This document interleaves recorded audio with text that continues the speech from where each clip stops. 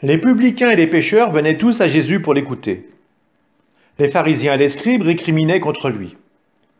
Cet homme fait bon accueil aux pécheurs, et il mange avec eux. Alors Jésus leur dit cette parabole. Si l'un de vous a 100 brebis et qu'il en perd une, n'abandonne-t-il pas les 99 autres dans le désert pour aller chercher celle qui est perdue, jusqu'à ce qu'il la retrouve? Quand il l'a retrouvée, il la prend sur ses épaules, tout joyeux, et de retour chez lui, il rassemble ses amis et ses voisins pour leur dire « Réjouissez-vous avec moi, car j'ai retrouvé ma brebis, celle qui était perdue. » Je vous le dis, c'est ainsi qu'il y aura de la joie dans le ciel pour un seul pécheur qui se convertit, plus que pour 99 justes qui n'ont pas besoin de conversion.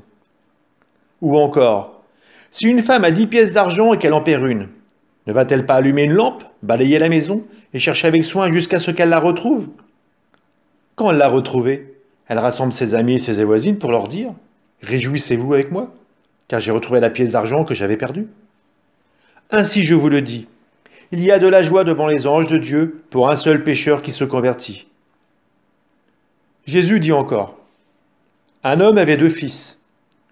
Le plus jeune dit à son père, « Père, donne-moi la part de fortune qui me revient. » Et le père leur partagea ses biens.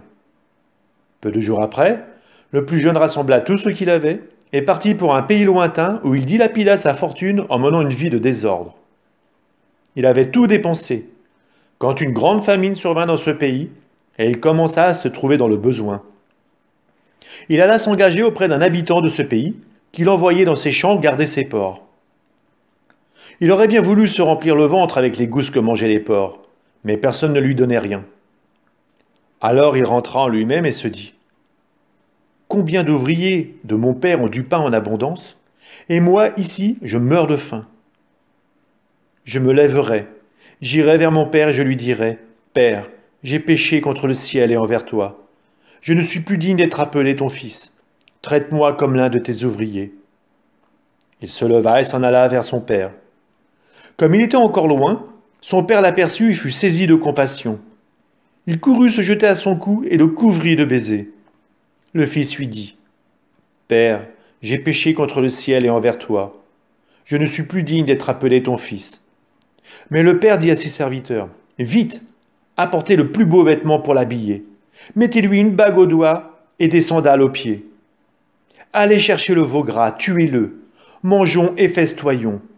Car mon fils que voilà était mort, et il est revenu à la vie. Il était perdu, et il est retrouvé. » Et ils commencèrent à festoyer. Or, le fils aîné était au champ. Quand il revint et fut près de la maison, il entendit la musique et les danses. Appelant un des serviteurs, il s'informa de ce qui se passait.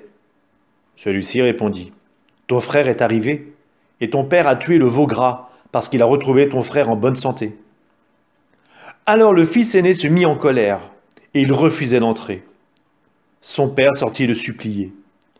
Mais il répliqua à son père, « Il y a tant d'années que je suis à ton service, sans avoir jamais transgressé tes ordres, et jamais tu ne m'as donné un chevreau pour festoyer avec mes amis. Mais quand ton fils que voilà est revenu après avoir dévoré ton bien avec des prostituées, tu as fait tuer pour lui le veau gras. » Le père répondit, « Toi, mon enfant, tu es toujours avec moi, et tout ce qui est à moi est à toi.